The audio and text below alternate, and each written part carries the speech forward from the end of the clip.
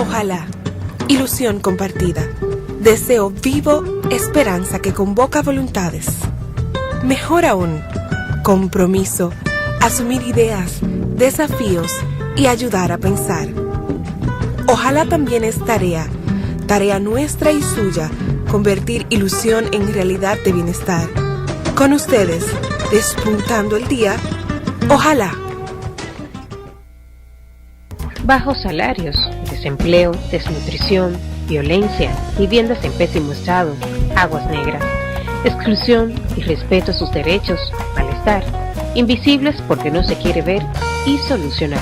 Tahira Vargas, antropóloga, describe la insoportable cotidianidad en barrios empobrecidos y en grandes ciudades dominicanas. Marginados, excluidos y hacinados es nuestro tema en esta noche. Todos ustedes, gracias por acompañarnos. Bienvenidos y bienvenidas a Ojalá. Hola, muy buenas a todos y a todos, sean ustedes bienvenidos y bienvenidas a Ojalá. El tema de esta noche son aquellos que para muchos de nosotros son invisibles porque no los vemos, no los sentimos, pero están ahí. Y sucede que muchas veces, como bien apunta nuestra invitada en el día de hoy, pues le toca a usted, por alguna razón le dicen, la señora de la casa se enfermó y hay que ir a verla. Y entonces dice usted, ¿y dónde es que vive ella? Y va usted y entonces es el momento en que descubre cómo vive la señora que le ayuda a usted en la casa, la trabajadora doméstica. O cuando le dicen que su querido mecánico es el mecánico imprescindible que le resuelve el problema del vehículo cada vez que usted tiene, ¿no? Pues se enferma o tiene alguna dificultad que usted va a buscarlo o que le quedó mal o usted tiene una emergencia y tiene que ir a buscarlo a su casa, ahí se entera usted de las pésimas condiciones en las que vive este hombre que cuando usted lo ve no le trata el tema, no le dice, no le cuenta sobre su cotidianidad. Tahira Vargas, una antropóloga que ya ha venido muchas veces a compartir sus observaciones aquí en Ojalá. Y la tenemos aquí esta noche precisamente para que nos descubra y nos comente sobre esta situación, que no solamente es de los hombres, como ya he dicho, sino también de muchas mujeres. En recientes artículos publicados por ella, uno en ocasión del Día Internacional de las Mujeres, pues apuntaba sobre el papel fantástico, formidable, que juegan nuestras mujeres en la cohesión social, en resolver muchos problemas que tienen las comunidades, pero cómo sus derechos no son reconocidos por la sociedad ni por el Estado dominicano. Igualmente el caso de profesionales que viven en la más absoluta miseria, profesionales que tienen en sus manos el poder de educar a nuestros hijos, a nuestros nietos y a las futuras generaciones, algo absolutamente subversivo, porque es un hecho subversivo de que en manos de estas personas con grandes dificultades pues estemos entregando la educación y la capacitación del futuro de nuestro país. Con ella vamos a conversar aquí esta noche y ese es el tema, los hambrientos, excluidos, invisibles de nuestros barrios, de las grandes ciudades. Tahira, buenas noches. Buenas noches. Mucho tiempo sin estar aquí con nosotros en Ojalá. Algunos meses. Sí, pero para fortuna de Ojalá, cada vez que tú vienes son cosas tan interesantes que tú cuentas, que solo el ojo de una antropóloga puede ver, porque quizás nosotros pasamos por los elevados y pasamos por aquí y por allá y no damos cuenta, no es como el ojo del artista que ve situaciones donde no lo ve un ciudadano común. El ojo de la antropóloga también, y la formación, por supuesto, pues encuentra cosas que son siempre muy interesantes para nuestro público televidente. Y por lo general tus programas son muy vistos, la gente lo sigue, lo celebra, de manera que nos alegra tenerte por aquí. Gracias Tahira, por la invitación. Esta situación que tú presentas sobre la condición de las mujeres en nuestros barrios llamados marginados, de los maestros y maestras, de los ciudadanos en sentido en general, ¿no? De cómo viven, ¿no? En cuarterías, en callejones, en parte atrás. Me gustaría que tú nos contaras un poco sobre esto, ¿no? Sí, mira, yo creo que el tema de las cuarterías es un tema que yo he rescatado en esta ocasión y bueno, en otros momentos lo he planteado, porque cada vez me parece insólito, o sea, y es cada vez más extendido, ¿no? Yo, por ejemplo, en estos momentos he estado viajando mucho para el interior del país, haciendo estudios en diferentes provincias, y siempre voy a las zonas marginadas, que son las zonas en las que generalmente hago los trabajos, y me quedo anonadada de que en casi todas las provincias que he visitado hasta ahora, y creo que conozco todas las provincias del país, me encuentro esta periferia que tú tienes detrás del centro de cada pueblo. Entonces, esta periferia de casas, de callejones, de cuarterías que se va extendiendo cada vez más y va ampliándose en una forma vertiginosa en los pueblos, pero también en los campos. Entonces, ¿a ti te parece que el tema de las cuarterías puede ser de barrio, pero no es de barrio, es también de campos? Yo recuerdo, por ejemplo, en San Juan, una zona en la que yo trabajé mucho tiempo, que fue La Culata, que queda un poco hacia, como quien va para Vallejuelo, en la carretera hacia Vallejuelo. Entonces, esta zona parece puro campo. Cuando tú entras al campo te vas a dar cuenta de cómo detrás de las casitas que hay y de los conuncos hay un montón de casitas que se encuentran hacinadas una detrás de otra en formas de cuarterías. Y allí vive muchísima gente. Y tú te vas a ver cómo en estas cuarterías la situación es insoportable. O sea, yo, por ejemplo, cuando entro a los cuartos, que son cuartos, es un cuarto en el que tú te vas a porque encontrar, son muchos cuartos. Exactamente, pero cada cuarto es una familia. Sí. Entonces, en esa familia que vive en ese cuarto, tú te vas a encontrar la cama, te vas a encontrar el anafe o una estufa de gas pequeña, te vas a encontrar una batea para lavar la ropa en ese mismo espacio y una televisión en ese mismo espacio. De repente te lo pueden dividir con una cortinita y te ponen la cortina, entonces aquí está la cama, pero al ladito, o sea, tú tienes la cama aquí y aquí o dos camas ahí y de este lado tú tienes la televisión, la silla, la estufa y la batea. Probablemente piso de tierra, ¿verdad? Piso de tierra o piso de cemento deteriorado, que es casi lo mismo, ¿no? ¿Poca ventilación? Ninguna. O sea, generalmente lo que se usa en las cuarterías es mantener la puerta abierta para que entre el aire. O hay quizás un espacio que hace de ventana por donde entra cierta ventilación, pero la situación es de oscuridad. O sea, a mí, por ejemplo, para notar se me hace muy difícil. Y yo te cuento que yo me he sentado en camas. O sea, no hay sillas. Camas en pésimo estado, además. O sea, yo me he sentado en camas, en 4 bloques. Sí, camas subidas en 4 bloques. O sea, subidas en 4 bloques. Y me he sentado en colchones totalmente deteriorados o también en sacos. ¿Sacos? Sí, yo he visto en este país y lo vi en África. O sea, cuando yo fui a África, yo no me sorprendí de encontrarme con las camas de saco. Lo había visto porque ya yo aquí. lo había visto aquí. Camas de saco. Camas de saco, o sea, hecho con el material del saco y se lo ponen a 4 palos. Y con esos 4 palos se pone el saco y ahí duerme la gente. Y son dominicanos, no es que son haitianos que están hacinados por labores agrícolas, dominicanos. Te estoy hablando de dominicanos. Okay. Pero hay dos cosas que me llaman la atención que tú has dicho, o sea, la cuartería en el campo es chocante, ¿no? Claro. La encuesta de la ONU 2008 hablaba de las viviendas, creo que era de un 12% de cuartería, aproximadamente la mayoría de ellas urbanas. Eso por un lado. La generalidad son urbanas, ¿no? Eso me parece que bastante claro. Pero en el campo me llama la atención. ¿De dónde viene esa gente que, aún como en La Culata, que es una zona rural, viene de campos más lejanos? Exacto. O sea, ¿cómo es el fenómeno? El fenómeno es, le agrego, empobrecimiento también en el campo. Exactamente. Mira qué es lo que pasa. El proceso de migración tiene muchas etapas y diferentes tendencias. O sea, no es que siempre la gente va a hacer ese proceso. O sea, puede ser que las personas se muden de un campo muy lejano. Hay campos que se han quedado siendo comunidades fantasmas, donde ya tú no encuentras a nadie. Así es. ¿Tú entiendes? Despoblados. Totalmente despoblados. Si acaso hay gente que mantiene un conuco ahí y se mueve tempranito en la mañana a trabajar en el conuco y vuelve y baja, tú ves. Pero esos campos muy lejanos que quedan en esas lomas muy lejanas, en algunos de ellos te encuentras gente que ha ido saliendo de esos campos y se va a otro campo más cerca. Sí. Y en ese campo más cerca va creciendo la población.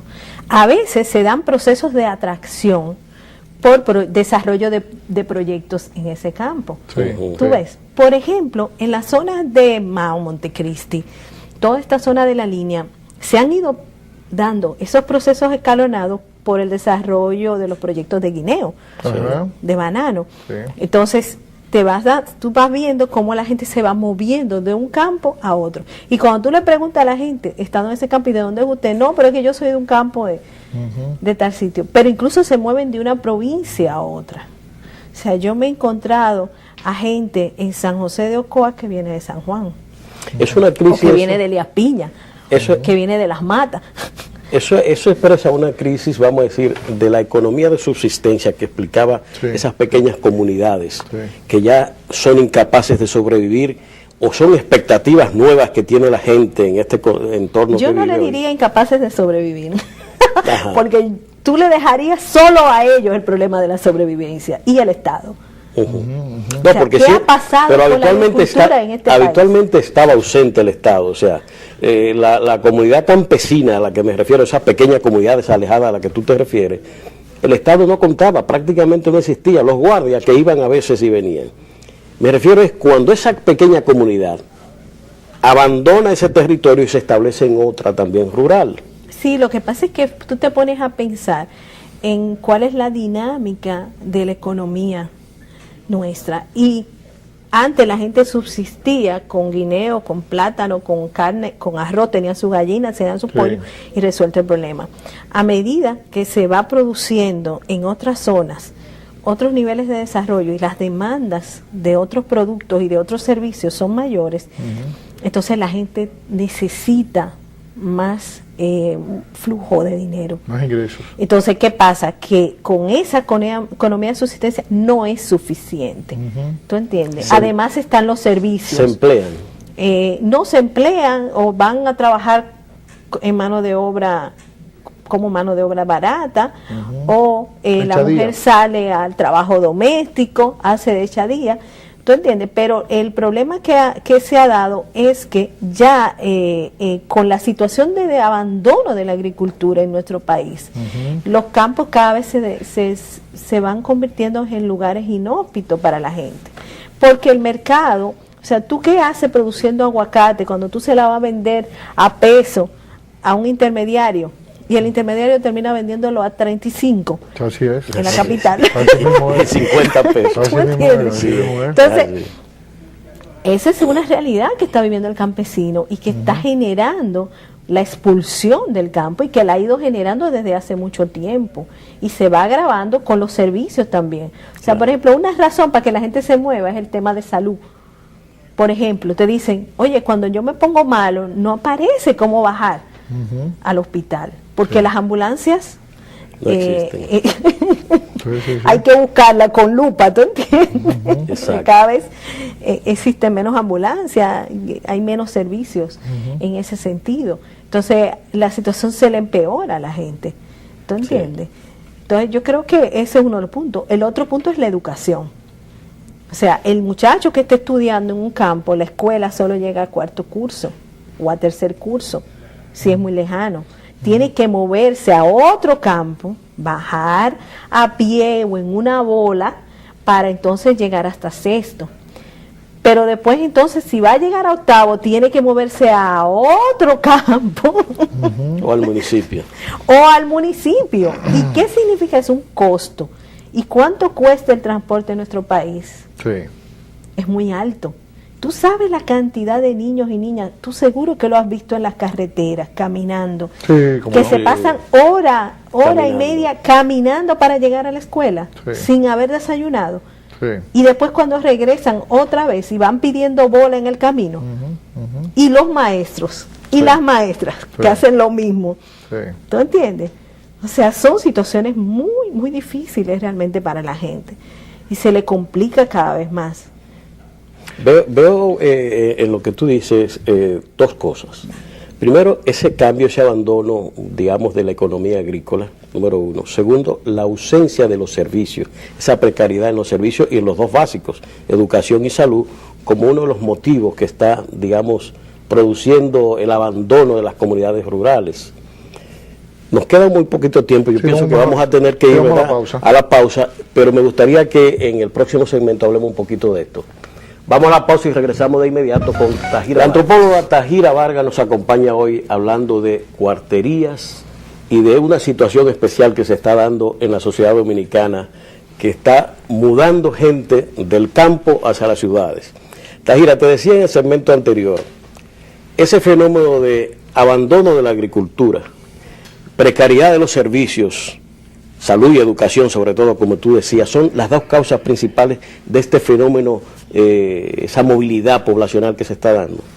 Sí, yo creo que sí. Yo creo que eso y el tema del económico, ¿no? Todo el tema de la búsqueda de fuentes de ingreso. Y hay que destacar que la población joven es la que más se mueve. Claro, claro. Así es. Porque para la población joven, las comunidades rurales tienen muy poca oferta. O sea, no hay oportunidades para los jóvenes. No son atractivas. No. Entonces, por supuesto, eso es lo que te hace que cada vez sean más jóvenes los que se muevan hacia las ciudades. Yo te invito, por ejemplo, a entrevistar a un delivery. Un delivery. De un colmado. Ajá. Pregúntale de dónde es. Y trata de preguntarle a varios. Y te vas a dar cuenta que casi todos, si no todos, como pasa con las trabajadoras domésticas, vienen de los campos, vienen de los pueblos. Sí. Entonces, muchos de ellos vienen supuestamente a estudiar.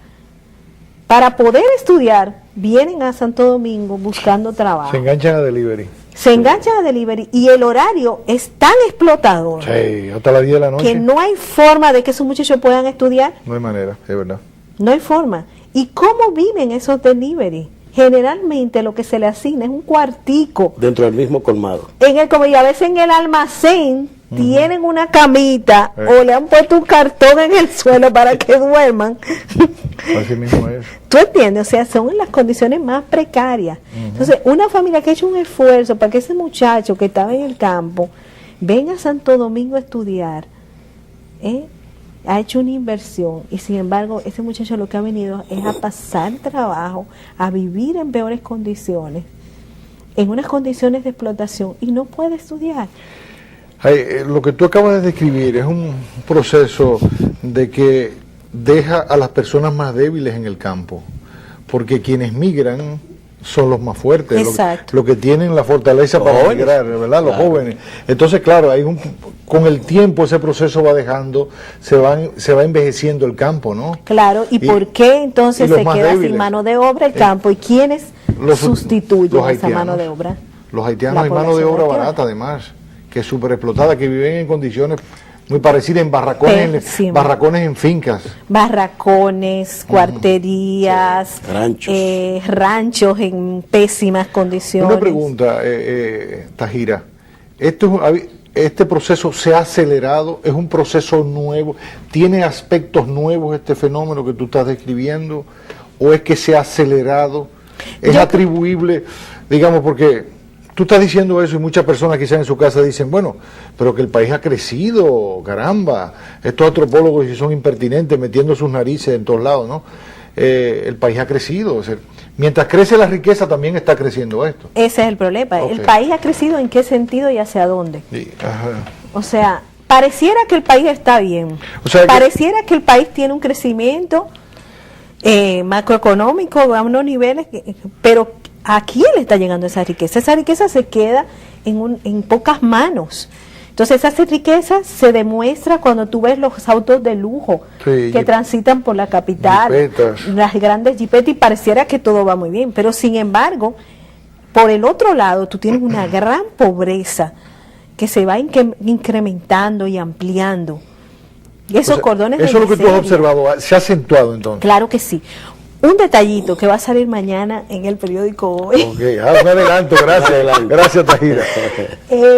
Sobre el tema de la comida. Ajá. O sea, la gente te está diciendo que ahora comen peor Que come menos. Menos y peor, Ajá. que antes. No me digas. Antes la gente comía carne, ya Sí. no se puede comer carne. Claro. ¿Me entiendes? Ya ni siquiera el arroz con habichuela se puede. O sea que tú, para un poco para los amigos televidentes, tú has observado un proceso creciente de vivir peor. Es decir, la gente tiene viviendas peores y además ahora está comiendo peor. Y con hambre. O sea, Ok. mira. Y podemos deducir entonces que tiene una salud más precaria. Más precaria. Y el hambre ahí, el hambre es grande. O sea, óyeme una cosa, Roberto. Yo tengo 20 años haciendo trabajo de investigación. Y en una época yo iba a las casas y había siempre comida y me brindaban. Te brindaban. Ahora yo he ido a muchas casas y no hay nada que comer. No hay fogón prendido. O sea, ahí no hay Es una nada. observación interesante. Claro. Si yo no me llevo una barrita de Una galletita o una galletica, un chocolate, una cosa, o me compro ya, como sé lo que va a pasar, me compro una masita en el colmado Antes de anterior, antes de llegar. Olvídate. Pero, Tajira, una cosa, esa observación que tú haces es interesante. No coincide todo esto que tú estás describiendo tan detalladamente con ese cambio de modelo de una economía agrícola donde el 70%, por lo menos en 1970, ¿verdad? Sí, sí. Vivía en el campo, pero había una economía donde todavía una sociedad donde la agricultura tenía un papel estelar. En ese proceso posterior hasta hoy, la agricultura fue cediendo espacio, ¿verdad? Apareció la industria, pero muy débil, y terminamos en los servicios. De manera que el campo ya, la producción agrícola dejó de tener preeminencia. Sí. Y probablemente ese proceso económico de cambio de modelo hacia los servicios tenga que ver con ese fenómeno. Pero el problema así. es que los servicios no han absorbido a la mano desde de luego, obra. Exacto, porque no ha habido industrialización. Esa es la contradicción. Es decir, que la agricultura empleaba mucha gente y le daba subsistencia, como decíamos anteriormente, ¿verdad?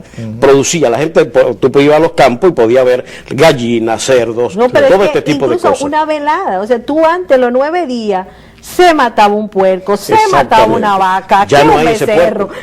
Óyeme, y ahora los 9 días es un dolor de cabeza para la familia, porque Exacto. no hay que hacer recolecta.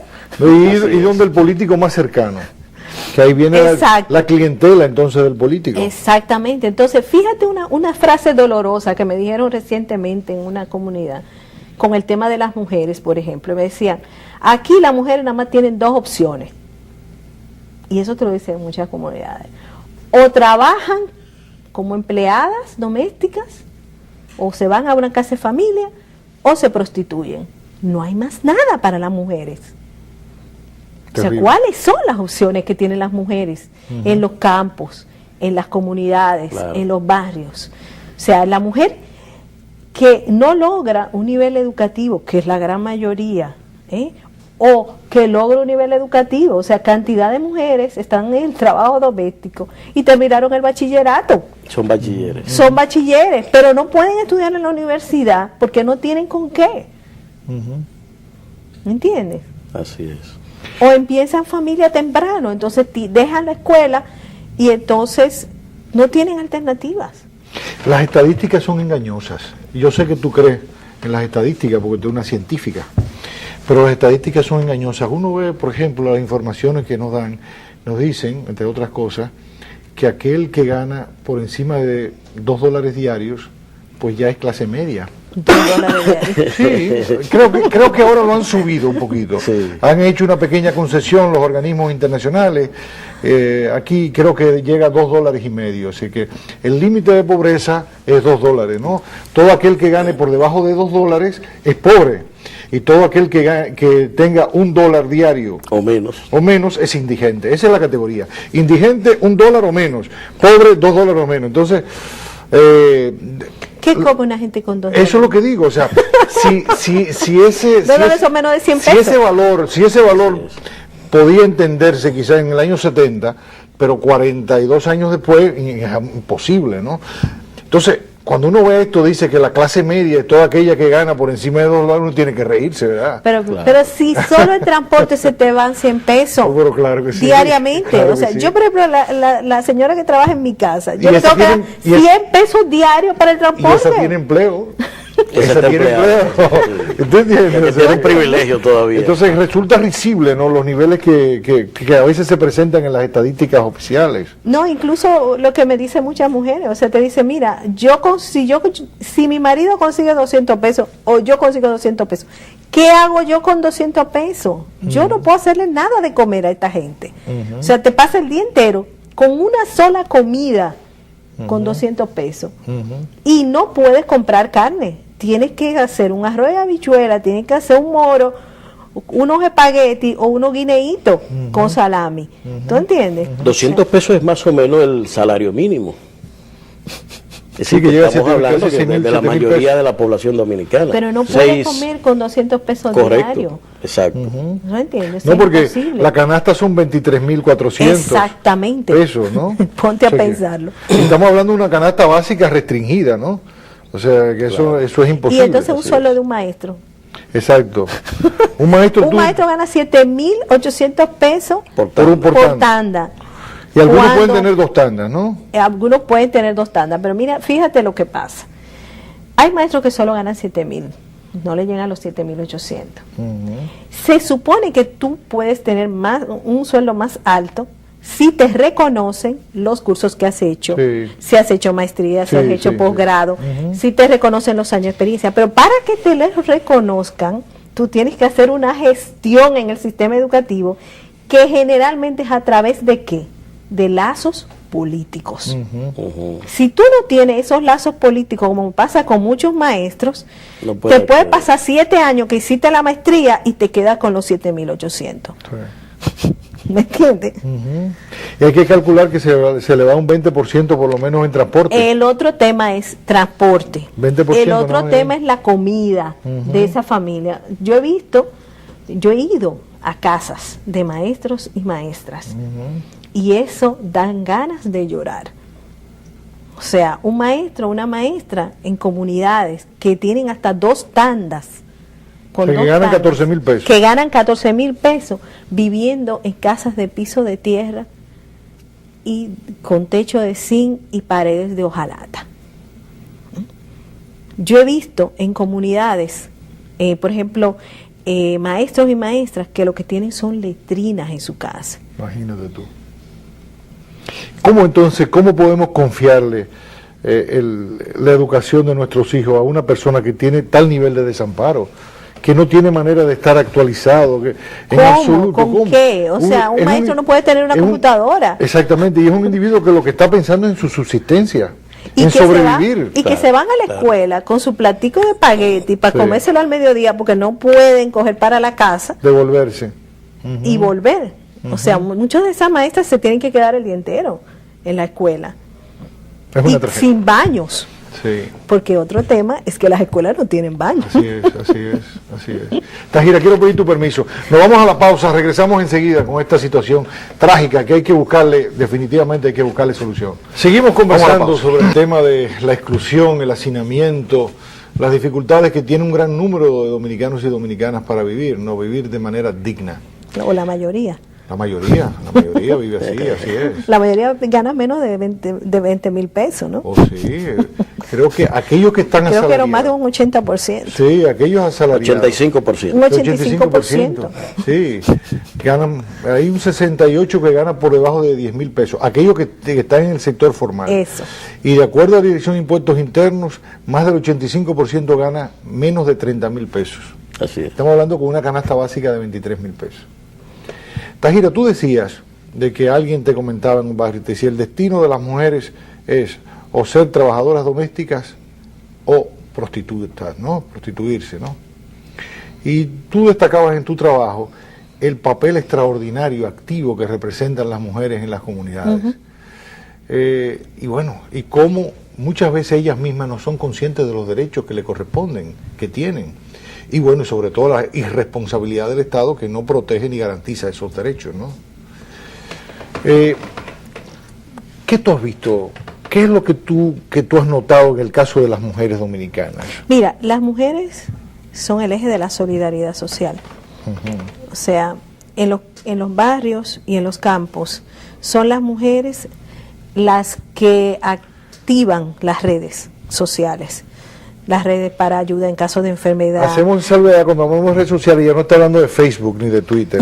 No, redes sociales estamos hablando de grupos de personas que se van articulando una con otra a nivel social. Bueno, el SAN es el ejemplo más claro de una red social. Lo que pasa con los SAN. Las mujeres llevan SANes, sí. Las mujeres llevan SANes. Las mujeres son las que organizan los funerales. Sí. Las mujeres son las que organizan los casos en que los niños se enferman.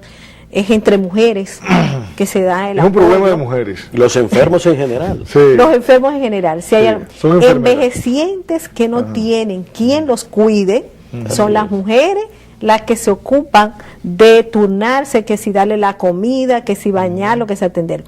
Personas discapacitadas que no tienen familias que la atiendan, yo he observado directamente las mujeres atendiendo niños que tienen síndrome de Down, que no son sus hijos, que yo le pregunto, pero ese hijo tuyo, no, ese muchacho no tiene papá y yo me ocupo de atenderlo y yo me ocupo de darle seguimiento para que no se vaya muy lejos y darle la comida. El tema también de los niños y las niñas, o sea, todo lo que significa la atención de la niñez, ¿no? Son las mujeres las que tienen todo ese sostén. Entonces, realmente son las mujeres las que se convierten en el eje de cohesión social. Son las que logran que exista armonía, que exista unidad, que exista solidaridad, que existan relaciones fluidas en el barrio, en el vecindario, que se pasan la comida cuando alguien no tiene con qué comer. Eso explica lo que tú señalabas también, que son actores fundamentales en la construcción de capital social. Exacto. Es decir, de organizar todo aquello. Todo. ¿no? Cuando falta las juntas de agua, vecinos, por lo general, son las que están... Todas las organizaciones tienen como base, en su mayoría, mujeres y dirigentes, hombres.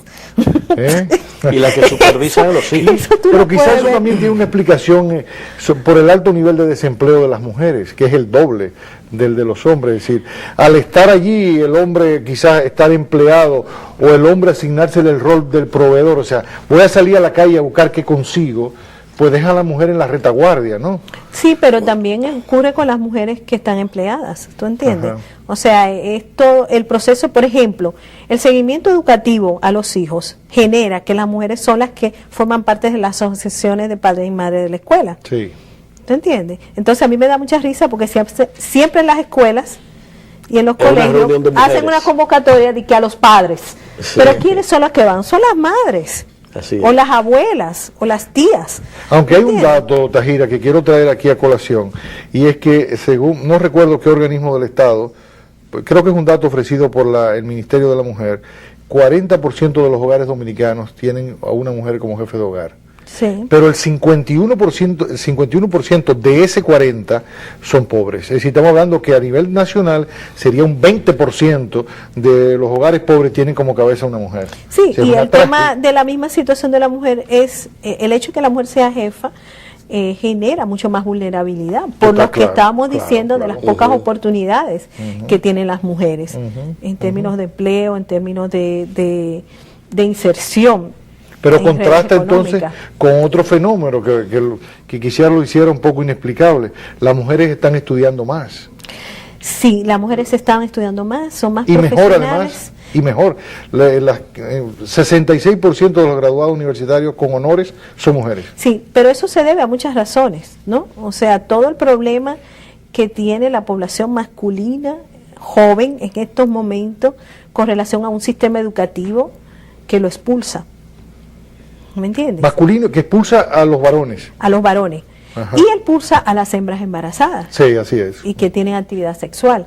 Entonces, eso va generando un proceso de deserción desde la secundaria. Los problemas de los jóvenes del sexo masculino vienen desde la secundaria, educación Tú media. utilizas la palabra expulsión, no deserción. O sea, la expulsión genera una deserción. Me gustaría que usted explicara eso en el caso de los hombres. Es que no es deserción. O sea, deserción es como que él se fue. Sí, exactamente.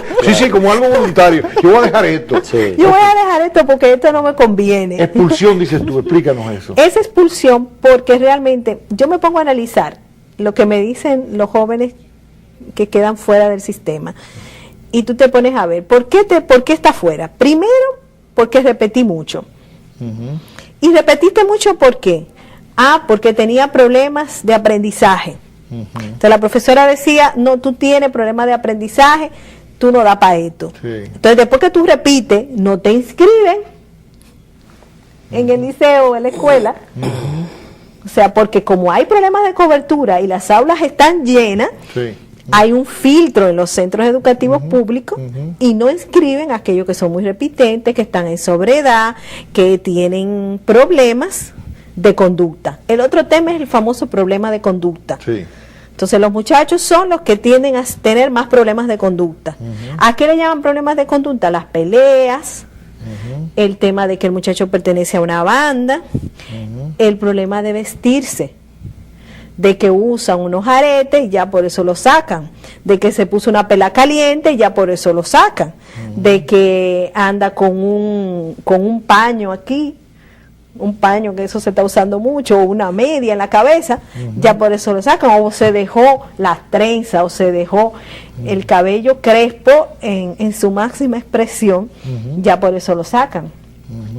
¿Te entiendes? Entonces, todos esos son factores de expulsión. Entonces, el sistema educativo per se tiene un proceso de expulsión por la baja calidad de la educación, porque no es una educación que está destinada a lograr resultados, no logras resultados de calidad por los procesos que se dan en el aula, que los procesos metodológicos son muy arbitrarios y tradicionales y no logran aprendizaje significativo que dé una perspectiva de construcción de conocimiento. Entonces, ya per se hay una expulsión por la baja calidad, pero hay otra expulsión por una concepción rígida del sistema, intolerante con la cultura juvenil.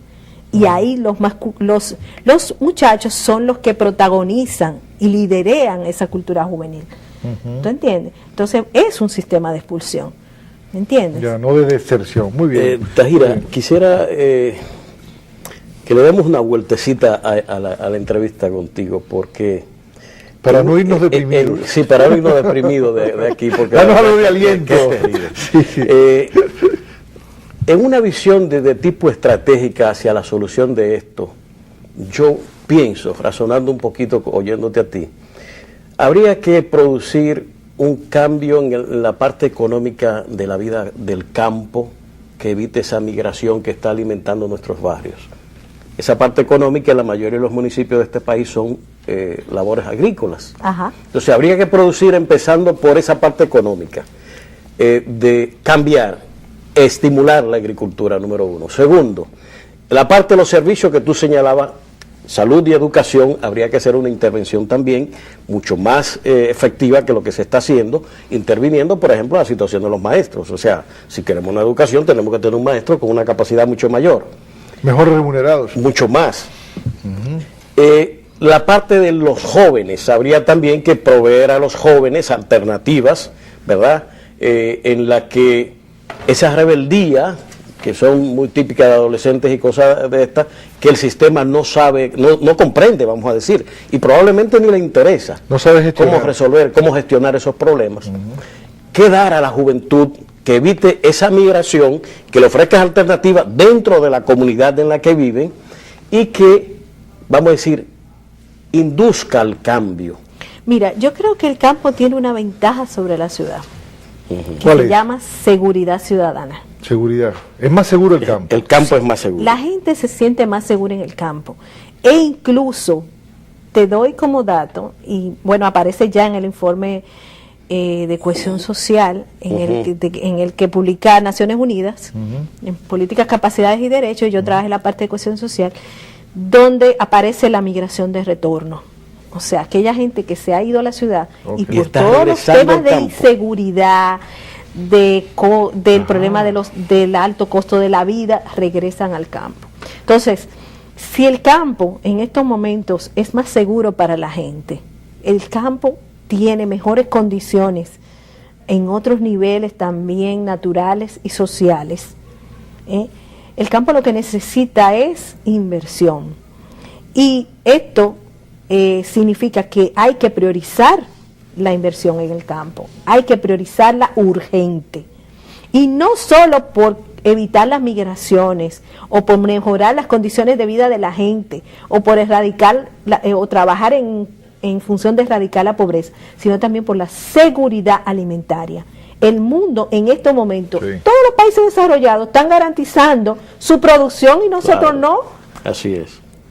Tú en Suiza te encuentras a que al productor agrícola se le tiene totalmente protegido. Sí, así es. Así es. Así es. Y le tienen de todo, los mejores servicios, educación, agua, todo.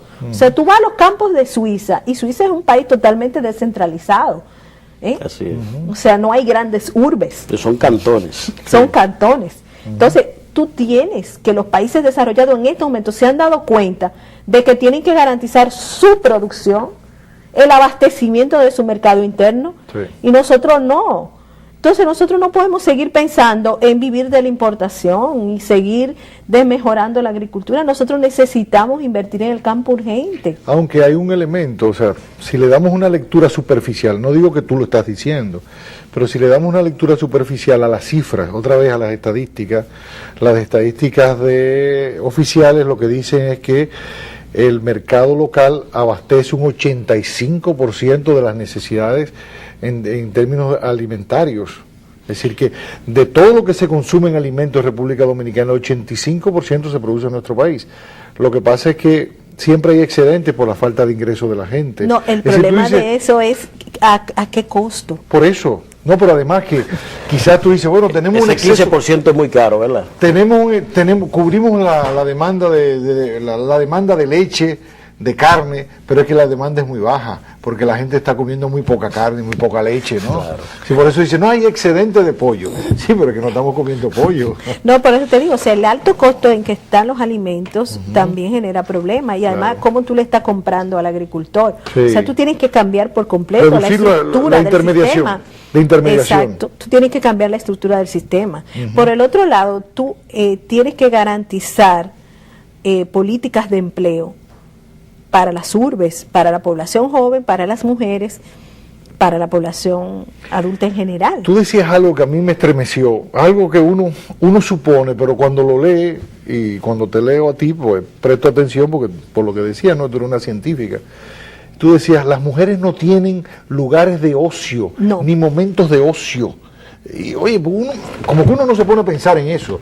Y cuando lo leí, te digo, contra caramba, tiene esta razón Tajira. Porque ¿a dónde se divierten las mujeres? En los barrios. Y la diversión es clave para el desarrollo humano. Por favor. Claro, si tú no te diviertes, si tú no tienes un espacio el ocio necesario que de recreación, tú no puedes desarrollarte como ser humano. Claro. ¿Tú entiendes? Y las mujeres se pasan, si no, obsérvalo. Sí, es verdad. mirando novelas. Pero a veces no hay luz. Y no hay luz. Una amiga mía además, decía... ¿qué es esto? Y que solo ve novelas. Una amiga que me acompaña, que trabajamos juntas, porque ya hacemos trabajo juntas, me comentaba, Tajira, fíjate que en todas las calles los que están divirtiéndose son los hombres. Sí, sí, es y verdad. tú vas a los pueblos y te encuentras a los hombres jugando domino, a los hombres en la esquina, a las hombres jugando pelota. La mujer haciendo oficio que ¿Y dónde están las mujeres? Sí, entonces, ¿dónde están las mujeres? Están en la casa. Cocinando, limpiando, atendiendo. Haciendo oficio, lavando, porque llegó la luz ahora. Sí. Yo recuerdo que me han hecho historia de, por ejemplo, en Capotillo, que a veces llega la luz a las 2 de la mañana, a esa hora tienen que levantarse las mujeres en Capotillo. A buscar el agua. No, y a poner la lavadora a funcionar porque durante el día no ha habido luz eléctrica. ¿Tú te imaginas? Sí. Eso es una tragedia. No, y el otro punto es cómo a las niñas se le está educando así. O sea, las mismas niñas y las jóvenes tienen menos espacios de recreación porque tienen que hacer oficio antes de irse a jugar. Sí. Entonces, tú ves a las niñas que van a la escuela, después que llegan de la escuela, tienen que hacer oficio en la casa. Y tienen que cocinar, y tienen que lavar, y tienen que limpiar. ¿Entiendes? Y muchas veces si la madre trabaja afuera, pues tiene que cocinar para los hermanitos. O cuida a todos los hermanitos y atender a todos los hermanitos. Ese papel. ¿Tú entiendes? Entonces, más los mandados. Sí. ¿Entiendes? Más tienen que asumir trabajos también remunerados, que vender dulce, que hacer limpiezas en casas de familia por momentos. Tajira, nos quedan pocos segundos. Escuchándote, puedo decir que entiendo mejor el tema de la juventud, porque cuando hablamos de estos problemas que tú has descrito, y uno se refiere a la agropecuaria, y uno se refiere al empleo, y uno se refiere a la calidad de la educación, el tema de los jóvenes ahí aparece siempre. O sea, si vamos a tener mejores políticas agrícolas es precisamente por la juventud, por los jóvenes. si vamos a mejorar las políticas de empleo también. Es decir, el gran problema aquí es que se están formulando políticas públicas al margen de los jóvenes. Total. ¿Y qué es lo que estamos teniendo en respuesta a eso? ¿Qué estamos teniendo? Inseguridad ciudadana. Tajira Vargas, muchas gracias por habernos acompañado. Ya ven ustedes, tratamos de terminar lo mejor que pudimos. Rafael lo intentó, pero es difícil salir entusiasmado de aquí. Por lo menos salimos con la convicción de que esto definitivamente hay que cambiarlo. Esto tiene que cambiar, hay que formular políticas públicas distintas para erradicar esta situación.